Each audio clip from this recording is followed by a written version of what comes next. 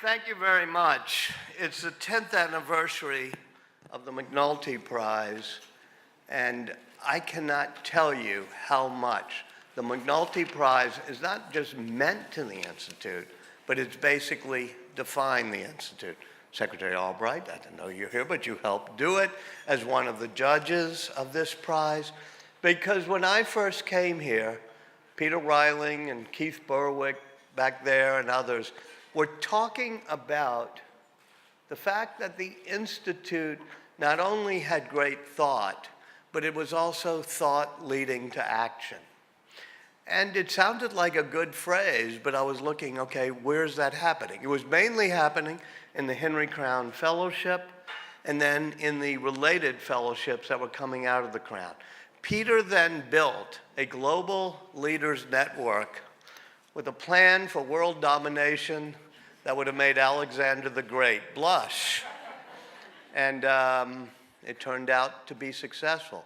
But part of that plan, part of that global leaders network plan, was to make sure that it became a real fellowship, that everybody felt they had each other's back, they were all helping mentor each other, and that they were all doing real projects that would have a real effect on this world.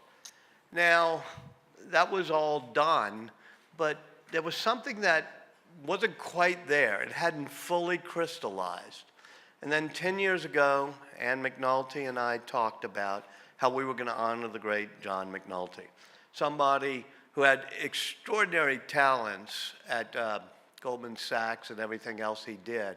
But if he had one talent that I think stands out, it was mentorship.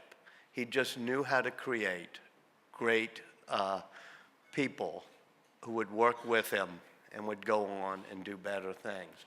And that ability to train leaders, not just train leaders, but train leaders based on the values he had, was what John McNulty was all about. And so Ann said, here's some ideas of how we were going to honor him. And I thought, okay, that sounds good, but a prize just as a prize doesn't fully work. It has to be part of a process of people helping each other, working together.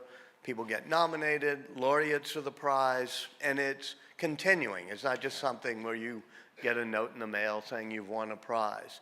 So this has been more than just the McNulty Prize. This is really a whole McNulty program, a John P. McNulty program, in which throughout the year, we're sort of getting nominees, we're having talks about it, there's public events both at Ideas Festival and nights like tonight, and that has helped shape the vision of the Aspen Institute that when I first came 14 years ago was turning thought into action.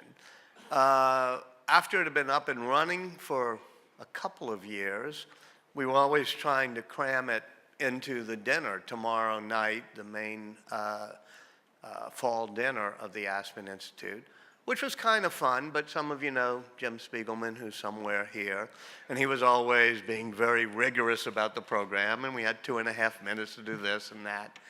And I said to Ann, why don't we do an event that really focuses on this whole thing, where we get to see the people, get to hear from them. And I think Ann's worry was, well, yes, but will anybody come? Well, you all are proof of the fact that this really is something special, not just honoring John P. McNulty, but being an evening of intellectual stimulation, but also intellectual inspiration, which is what John was all about. It's been, as I say, 10 years. That means not only do we have 10 award winners, but we have 40 laureates. I find the laureates to be particularly special. These are the people who've been nominated but not yet won. In fact, one of our previous laureates was Lana.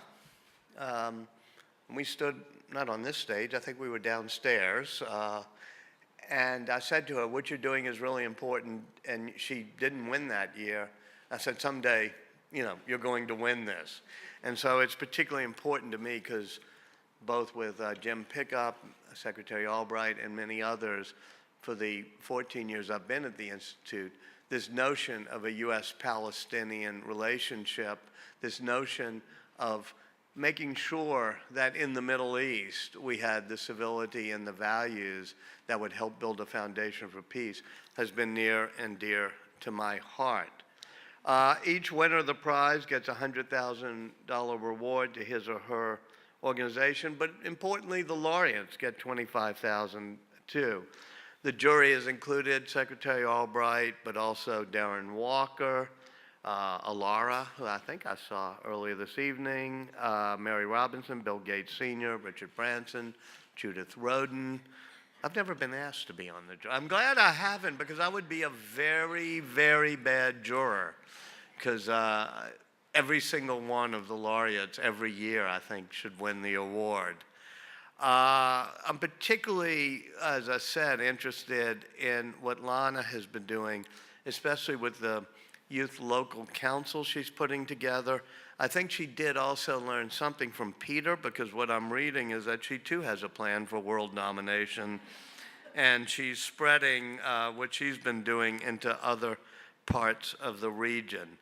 But you know, within our community at the Aspen Institute, and certainly well beyond our community, I think the John P. McNulty Prize and the John P. McNulty process, as I will call it, has transformed the notion of what is possible. So I've talked to Bill Bynum earlier this evening. I watched now how the Hope Street project, which was a winner of the awards, is now moving into Montgomery, moved into what we used to call Dryad Street in New Orleans. I can't remember now what the street is. Aretha Castle Haley Street in New Orleans. But what it does is it inspires people to think, well, that didn't seem possible, but it is possible. And it's made us look at innovative ways to see how each one of us can do things that would be thought leading to action. So with that, I will invite to the stage, I think, Ann McNulty, if not one of Bryn or Johnny. Or thank you, Ann, and thank you for this wonderful evening. Appreciate it. Great. This is lovely. Thank you very much. Thank you. Thank you.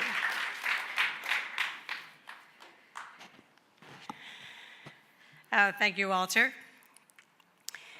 My husband, John, loved being a trustee of the Aspen Institute.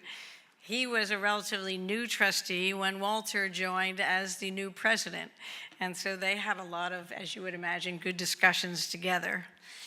So when John passed away suddenly, just 2 weeks after his 53rd birthday, it seemed a natural thing for us to talk to Walter about how we might honor John within the context of the Aspen Institute. And I can remember a very special lunch meeting that we had right here in New York City back then, when we talked about this idea, this like nugget of an idea of a prize. And several of the people who are here tonight, Margot Pritzker, Bill Mayer, Elliot Gerson, Peter Reiling, and of course, Aprilage, the head of our foundation.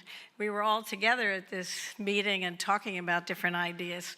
So I do get to say they were all in the room when it happened.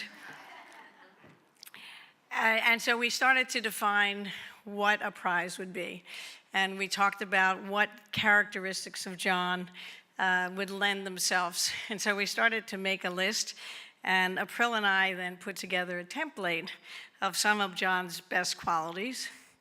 You know, his leadership skills, as Walter referenced, his mentoring skills, his entrepreneurial spirit and risk-taking, and his, keen desire to provide opportunities for others. Now, of course, we did leave out some of his more aggravating qualities. And so, wow.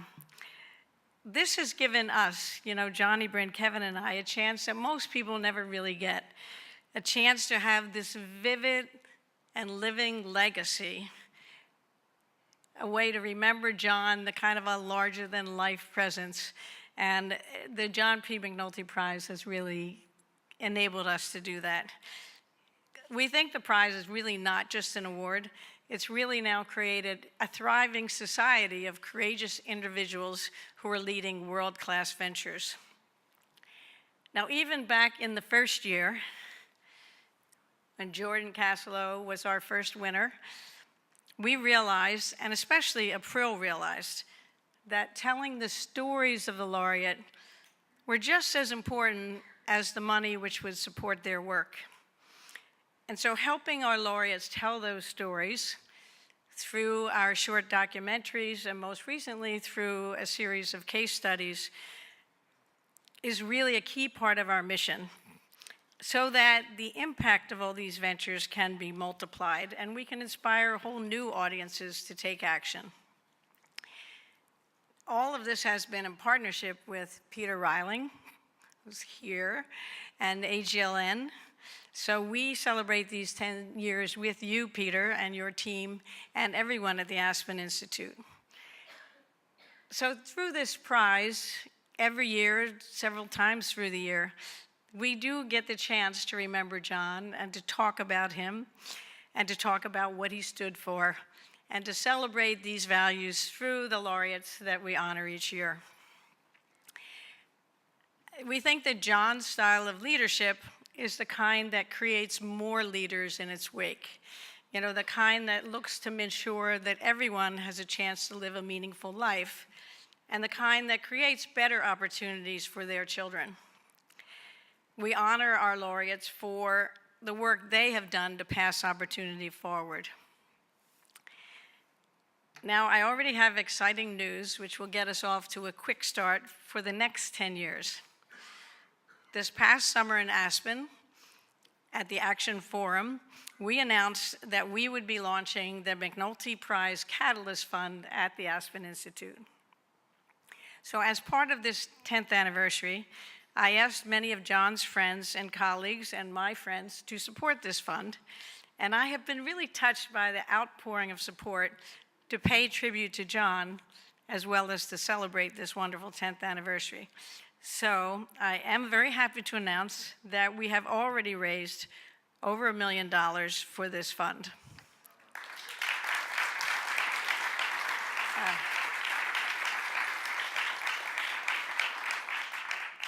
So the Catalyst Fund, we think, will be a catalyst, helping our laureates to broaden and deepen their impact. So thank you very much for being here tonight. We all look very much forward to the next decade, and I know, laureates, we will continue to be awed by all you do. So I now want to bring Bryn up, who is going to introduce the laureates here tonight.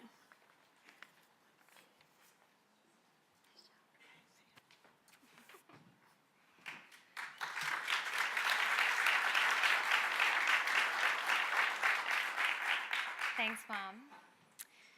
We are so thrilled that 19 of our 40 laureates from the past 10 years have joined us from around the world to be with here on this special night. From South Africa to Guatemala, from India to South Carolina. Will you all please stand?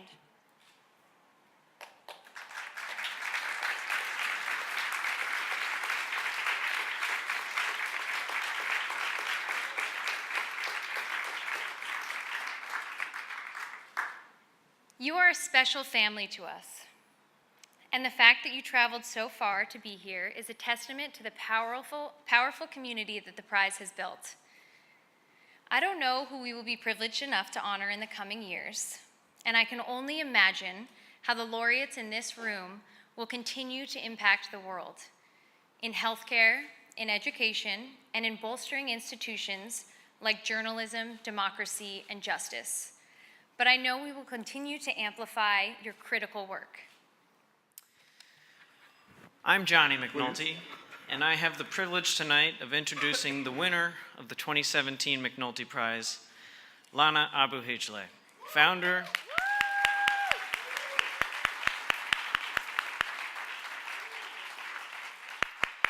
of the Youth Local Councils in the West Bank, Honduras, and soon the Ukraine.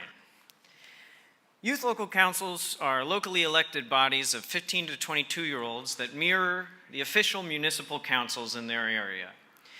These councils address real constituent concerns, and they plan and execute real projects to deal with those. And this movement has taken on a life of its own. There are YLCs popping up across the West Bank as municipalities realize the value of turning their youth bulge into active stakeholders in their communities. I visited several of the YLCs in the West Bank.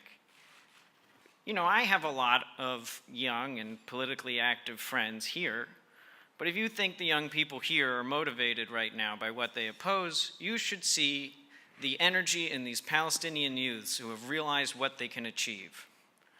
Now, I know there are probably some people here who are thinking, oh, well, yes, youth, democracy, involvement, okay, of course, who could be opposed? But I also think you know, if you think about it a little harder, that there are plenty of people, groups, and forces that benefit from a loss of faith in institutions. Corruption can't become endemic unless you believe fair play is impossible. Autocracy can't take hold unless you believe representative government doesn't work. Gang violence believes requiring legitimate opportunities don't exist. And extremism has a hard time thriving unless you believe democracy can't work. So my only wish is that we had youth local councils here. There's no place that couldn't benefit from more investment in its shared future by its youth. The fact is, faith in institutions is declining around the world, and youth local councils is the project for our time. We'll meet Lana in a second, but first, please enjoy this short documentary about youth local councils. The land here, you feel you belong. The olive trees, the sand and the horizon. The voices in the old city of the merchants on the market. That's home. I don't recall a day we didn't face challenges. Sometimes you wake up and you say, why us? Why can't we, as Palestinians, have a normal life? My mom wanted me to be active, so I was part of voluntarism group, labor unions, and working with students. She was murdered while sitting in front of our home.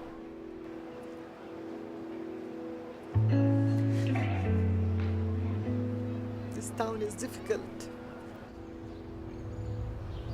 Either you give up or you try to make something positive out of it.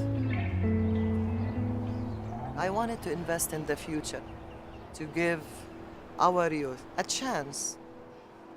It's 52% of our population under the age of 25. High unemployment, thousands of youth graduating and not even dreaming there is opportunity for them when there is no more hope. This is the most dangerous thing. I started the Youth Local Council, voluntary bodies of youth between the ages of 15 and 22. They form democratically elected councils that are about service for the community.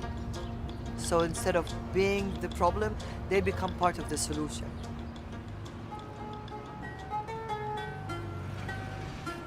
رغم أنني كفيف لي أحلامي لي أهدافي لي طموحاتي.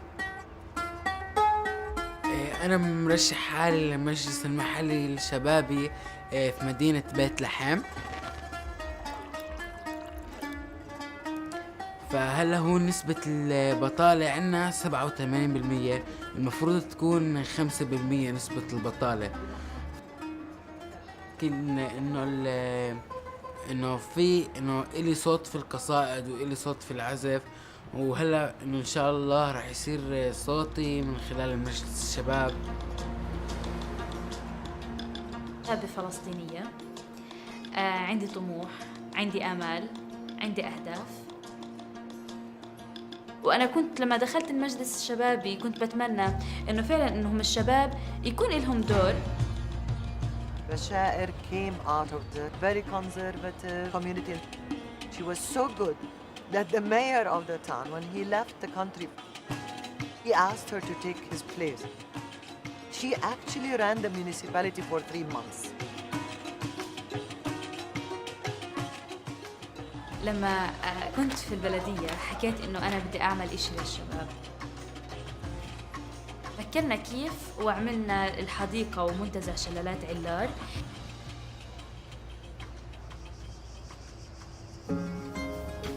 youth local councils implemented hundreds of projects dealing with environmental issues, cleanup campaigns, advocating for inner community peace. فإحنا فعلياً من خلال عائلتي اللي قدرت توثق فيي وتطلعني على هذا المجال، في كثير بنات مشوا على هذا النهج. وجود فكرة المرأة في المؤسسات الحكم المحلي، في مؤسسات المجتمع المحلي. The youth local councils moved from a pilot in 4 communities and now they are in almost 45 communities in Palestine. وشو ما صار بتلحم مش للدمار، وإذا صوتوا لي أكيد رح يكون أحسن اختيار. With more than 26,000 youth going through that process, that's a movement. We took this model and we started to implement it in Honduras. We took it to Ukraine. Imagine 10 years down the line, we have youth around the world organizing, engaging, taking leadership positions. That's what I call a global movement.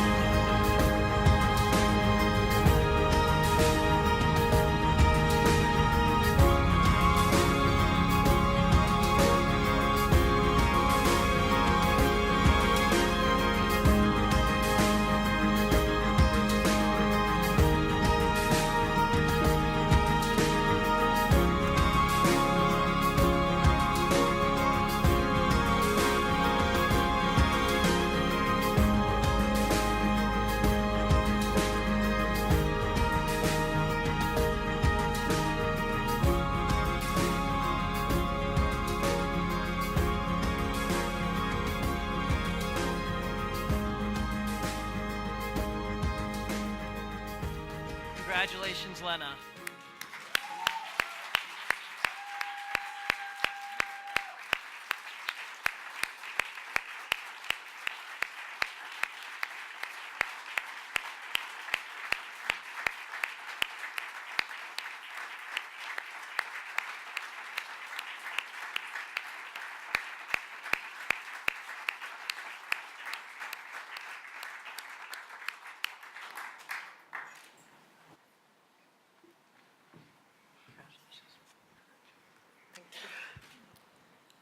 Lena, on behalf of my family, I'm thrilled to present you with the 2017 John P. McNulty Prize. Thank you.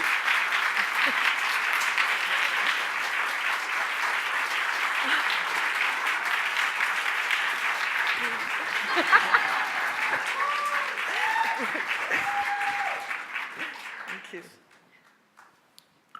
We are now honored to hear Elliot Gerson interview Lana Abu-Hijleh so we can learn more about her important work.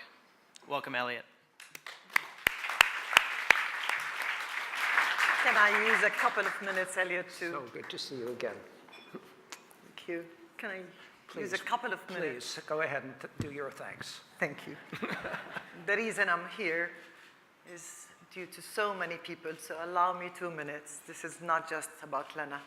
First, Anne and your beautiful family. Your big heart is now extending east, west, south, and north. Thank you so much for giving us a platform to share the good stories. Good stories breed good stories. Good work breed good work. Dr. Albright, Secretary Albright. Your dedication and energy, inspiration. You kept after me. I'm here. Thank you so much. Aspen Institute and the Global Leadership Network. Walter and Peter, where are you hiding? You started a movement and I got inspired. Thank you. Thanks for Shadia and Shane, who started the Middle East Leadership Initiative. And thanks to all the Melis. I'm the product of class 1, the best class. And we have another laureate from the same class. Who thought that the Middle East Leadership Initiative would work?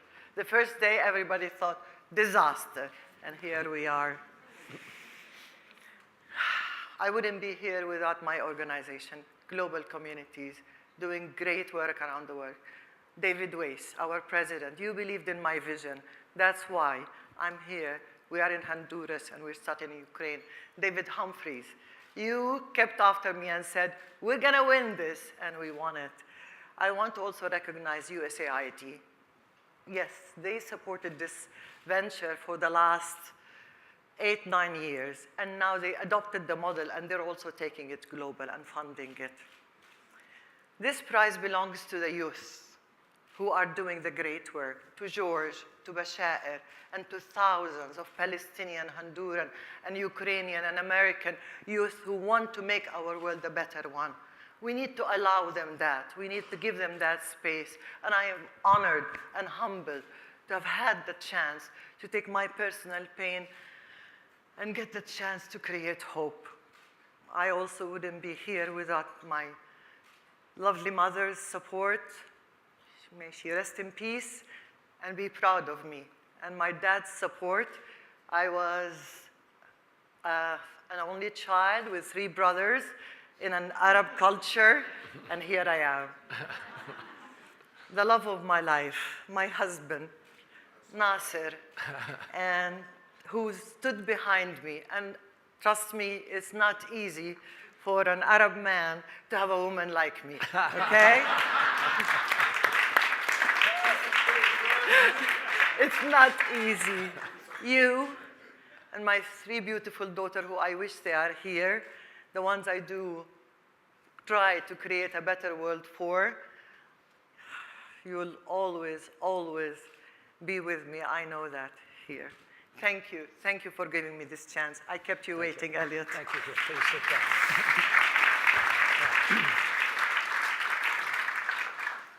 Well, Lana, we are obviously all so proud of you.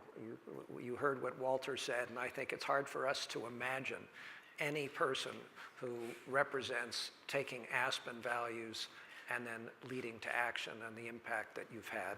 And it's also just a great privilege to be able to have a conversation with you again, as I did before. Let me start with perhaps a difficult question, as we saw from the film. But I think for most people, when they first get to know you, it's just sort of an overwhelming reaction. And that is, your whole program's about hope. How could you retain hope when your mother was killed by Israeli forces sitting on your front porch in Nablus? Your father and brother were also injured.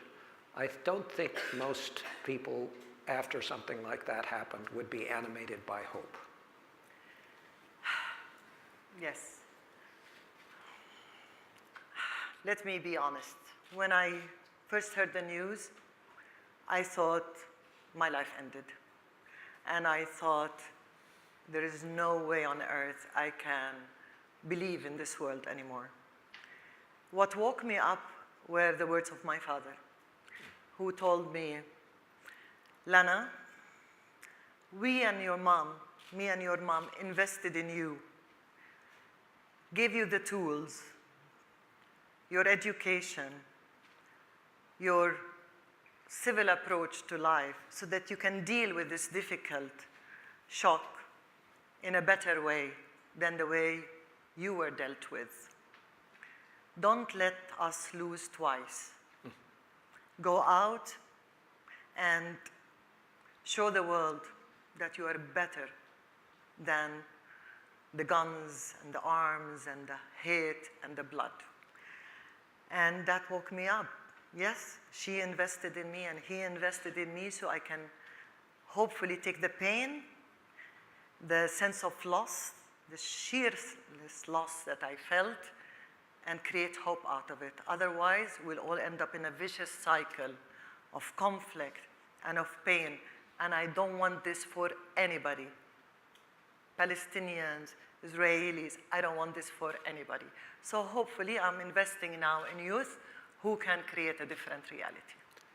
And I remember when we spoke before, you also said that perhaps if you didn't have, and I think at that point you had 2 young daughters, that if you didn't have daughters, you might not have been as fortified as you were to go forward. Yes, I needed to protect them. I have 3 daughters, now 25, 21, 19. They were very young at that time. I lost my mom 15 years ago.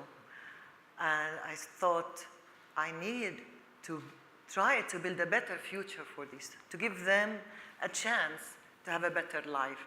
Otherwise, I wouldn't be a good mom. And I hope I managed to do that. You know, there's another thread in this story, which is a thread of women and girls. Yes. You were inspired by your mother. You want to inspire and set a right example for your daughters.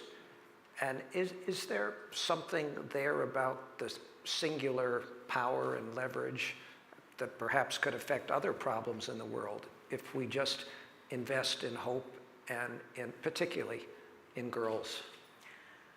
I was lucky. I had parents who believed in the power of young girls and women.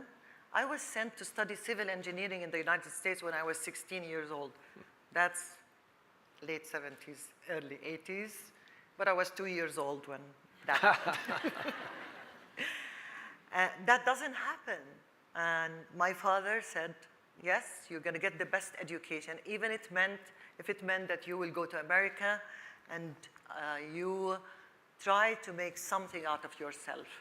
And then I knew I had to go back once I graduated, and I had to set an example for other families, for other young girls and women who probably would think twice about investing in their girls' education or allowing them to choose the kind of courses they want to study or careers they want to follow. And I hope I also managed to do that because I went back to Palestine and I started to work as a civil engineer on construction site in Gaza in 1986. That was not easy. How many other women civil engineers were there in We Gaza? were the pioneers. But to tell you now, 52% of graduates of the engineering streams in our universities are women.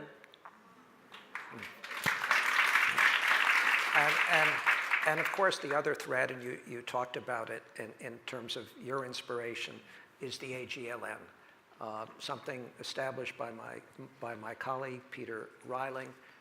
How important was that Middle East Leadership Initiative experience for you at an inflection point in your own life? Yes. To galvanize you, to inspire you, to have you bring this to yet another level? Very important. It was very important. Ask my husband. He'll tell you how important it was for me. To find out, actually, that there are people around the world, even in our region, and it's sometimes hard for us to get together in the region in one room and talk, but to find that there are people who share the same values, who share same vision. When you're stripped down to your humanity, all the differences disappear. Male, female, color, nationality, religion. And I think that's the power of the Global Leadership Network, because it stripped us to our core humanity. So I stopped seeing people through the narrow lens of she's from Panama, he's Muslim, she's Christian, he's Israeli, she's Palestinian. We're all human beings with one interest, trying to make this world a better one. That fortified me, that inspired me, encouraged me. I'm not alone in this world, whether in terms of the vision I have, but also in terms of the pain we share, and in terms of the power to change that pain and the negativity that surrounds us in the context we live in into a force for making this world a better one, specifically in our region. Well, now everywhere. It's everywhere. And we may come back to that question of values, but let's talk about the youth local councils and tell us a little bit more about what they are, how they fit into Palestinian municipal government. And you heard from Johnny, and I think this is so important, that these are not just advisory groups, as I understand it. They actually do things. Yes? So just tell us how they're structured and the ages of the young people. Well, the idea was to engage youth at a young age, at an impressionable age, so 15 to 22, into serving their community in a positive way, into coming into the space where their voices are heard, where they are influential. We live in a patriarchal society, and rarely you would see government officials who are under the age of 60 or something, and I'm being here. I think a bit it's like the moderate. average age, I think, in the Palestinian parliament is 70, I think. So, yeah, I hope we're not being heard here, but 70 to 80. And youth, And mainly male. yeah, yes. Well, as you heard me saying that more than 50% of our population are under the age of 25. So when I was working with municipalities, and this is part of my career, is focusing on local governance, because I feel municipalities are the foundations of any strong country, is to allow youth to actually engage in the democratic process, to understand what democracy means and practice it, to understand good governance and what it really means, to be transparent, responsive, accountable to your constituency, to have the skills to actually serve their community in a good way, and to be good citizens. So the councils are actually voluntary bodies of these youth, elected by their peers. They go through formal elections, monitored by the Central Election Commission, and the structure mirrors information and role the municipal council. So once they're elected, there is a mayor, deputy mayor, councillors, and it was very important for us to provide them with skills, build their capacity, so they have the tools. So we give them hundreds of hours of training in what it means to be a good citizen, project planning, good governance themes, implementing projects, finance, the democratic process. They use these skills to do the projects, some of the projects you saw. Till now, hundreds of projects have been implemented. Beyond the park of Allar town, these youth are so creative.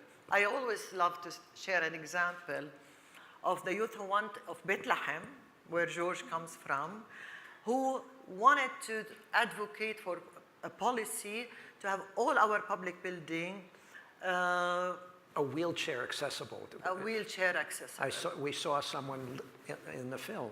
What they did, they put the governor in a wheelchair, and for a day, they asked him to do that with the media around him, and they asked him, can you go about your business? Of course he couldn't, and he was very embarrassed with the media around. So the next day, they started a full project to implement ramps across public buildings and so on. So these are the kind of ideas and projects these youth do. It makes them feel relevant, it makes them feel heard, and I think an important thing is not only the impact of the projects they are having on their community, it's their standing with their families, it's their standing with the public officials, with the private sector, who look at them now with a different lens, that these are actors we have to reckon with. And I'm just curious, what percentage of them are girls and young women? 50-50. Ah. So in our parliament, 7%, although it's not functional, 7% are Seven. only women. In the youth councils, 50-50. And it's not an issue of quota. That's the way it is. Youth elect women, young women, because they know that they are able and they are giving and they can contribute. And this is very important in many of the communities we work with, because these are conservative towns. So also to allow women to get out of the house, they're already getting an education, but also to be actors, doing, implementing projects, working with the mayors, like we saw Bashair now, for the mayor, the formal mayor of that town, to trust this young lady of 16 years old with his municipality when he left to do Hajj was unbelievable. I thought he was like crazy. But then Bashar did so well and impressed all of us. And now it's easier for any other woman who would run for election to be elected because people trust them. So presumably they have effects not just in the municipal government, but all of these young people, they're in schools and other communities and their families. So do you see this experience in influencing all these other spheres of society too, and not just the municipalities? Yes, all walks of life. They are now getting elected as... So some of them have now been elected in their own right. Only this May, when we had our formal election, 2 of our alumni ran for the elections. Majd, who's a young lawyer now, of 24-year-old, got elected and he's the deputy mayor. And Shireen, who's 23, 24 now, ran also for the elections and got elected as a councillor. She's now heading a women advisory committee of her town that's advising the council on women issues. So they're already assuming formal offices. They're already leading in the private sector. They're already leading in civil society. The experience they're gaining and what they were able to demonstrate through the youth local councils is really paving the way for many of them to assume leadership position, and they're acting differently. They're really becoming different kind of leaders. And you alluded to this too, but how do you deal with just the seeming never-ending barrage of bad news in your neighborhood, if you will? I mean, you know, the Arab Spring turning to winter, the catastrophe that continues to unfold in Syria, you know, the possible end of a two-state solution, and now, you know, even Lebanon looks like it might be imploding. I mean, how do you keep these young people inspired and focused and hopeful when all of that is going around? I get this question from them also. Would this, for example, what we do now affect us? Would it allow us to change our reality? When they are engaged, when they're doing good, when they are getting a good education too through this process and also going through formal education, when they have jobs, when they have economic opportunities, they are already contributing to effecting change, including political change. We don't expect this will remain forever. And one of the reasons I took this initiative global, Honduras and Ukraine, when you have different kinds of leaders around the world, ethical leaders, value-based leaders, this is going to affect us also in the region. These kind of leaders will care about our globe, will care about the environment, will care about humanity at large, will care about justice, will care about equality, will care about freedom for all. That will affect us also. So in a way, going the long way around to hopefully create a new reality for our Middle East and for Palestinians and Israelis. It is so inspiring. And let's just talk about the global domination that we'd like to see you have. And obviously, Honduras is a country facing terrible problems and youth and gangs. And how did you happen to choose Honduras? And are there already signs of effect there? The reason I chose Honduras, well, started with my organization, Global Communities, and I was trying to sell our president this global vision, and he bought into it. And he said, maybe there is something good there, so I'll support you with it. But then I went to all the countries that we are working in and said, you know, our context, our Palestinian context is not special. You need to convince me that you can do our team out there, that you have the same kind of issues, and issues don't have to be political. It could be inner city violence, it could be gang issues affecting youth. And the Honduras team came to me and said, we could use this model in our country. We are now in 4 cities there, and mayors of these cities are already reporting big changes with these youth who are quitting and leaving gangs and finding a voice, finding the space to engage and to do amazing work in their communities. And actually, many of them also are dropping out of gangs. So we're seeing great signs out of Honduras. Ukraine is another story. A lot of youth, people there are losing faith in their government and institutions, but youth want also to be able to contribute in a positive way to creating a different future. Hopefully soon we will be launching 20 youth councils in Ukraine. It wasn't an easy job, and we know it won't be an easy job, but where is? Well, I'm actually excited to introduce you to a young woman here today who's the new executive director of the Aspen Institute in Kiev. And I couldn't agree with you more. The young people there, they first suffered under communism for such a long time, and then just terrible corruption. And you're giving them opportunities for hope and action and commitment. You know, one last question before we have to break. The experience you have in the AGLN with seminars focused on values and common values. I just wonder your own view of this. When you talk with others about values, do you talk about Islamic values, Christian values, Western values, Asian values, and where they are in common? Or do you prefer to think about universal values? What is your thought about how to understand and how to find common ground between people from different backgrounds to get them to agree and realize that we have much more in common than separates us?